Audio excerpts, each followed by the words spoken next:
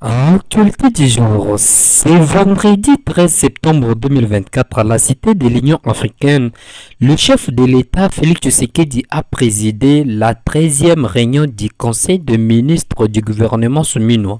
La situation sanitaire, sécuritaire et humanitaire du pays ainsi que les questions liées à l'économie, la justice, les médias et l'environnement figurent à l'ordre du jour de cette rencontre hebdomadaire de l'exécutif national.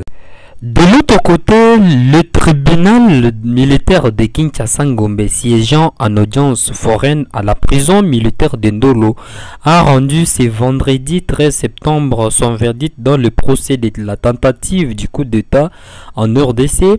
37 des 51 provenus dont les fils de Christian Malanga et Jean-Jacques Wando sont condamnés à la peine de mort. Ils étaient notamment jugés pour terrorisme, détention illégale d'armes et de munitions de guerre. 14 autres provenus ont été acquittés. Le tribunal a également ordonné leur libération immédiate. La pose de la pierre pour la construction d'un complexe administratif et commercial a eu lieu vendredi à Goma, au nord Kivu, dans l'est de l'RDC, dans le cadre de l'amélioration des infrastructures de cette ville. Ces complexes administratifs et commercial pour lesquels nous allons lancer les travaux a pour but de matérialiser la vision du chef de l'État de moderniser les villes et les territoires. À ce qui concerne le développement, nous continuons à nous engager dans l'amélioration des infrastructures de la ville ainsi que dans les territoires, a déclaré le général-major Peter Chirimwani Kuba, gouverneur militaire du Nord Kivu. La sécurité nationale au cœur des échanges entre le vice-premier ministre Chabani Loko et le ministre d'État belge André Flao.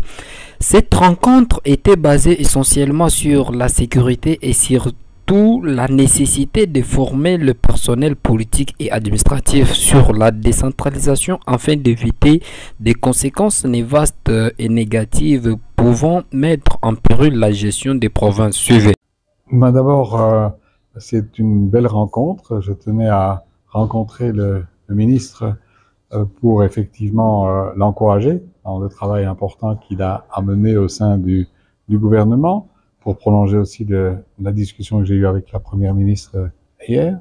Nous avons parlé effectivement de sécurité, de décentralisation et également de la formation du personnel politique, que ce soit les élus à tous les niveaux, mais aussi de la formation du personnel administratif.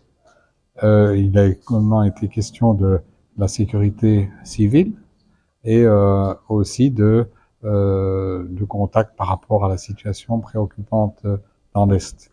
Mais comme vous le savez, ma visite ici, elle vise surtout à faire témoignage à mon retour en Belgique que les choses bougent dans un bon sens, avec des responsables aux différents niveaux de pouvoir qui ont cette volonté de faire bouger les lignes, comme on dit, dans un sens positif et pour apporter des solutions, même quand des crises se produisent. Mais la décentralisation est effectivement une nécessité qui impose de pouvoir reposer sur des responsables aux différents niveaux qui sont bien formés et puis qui doivent aussi bénéficier d'une certaine stabilité pour mener à bien leur action.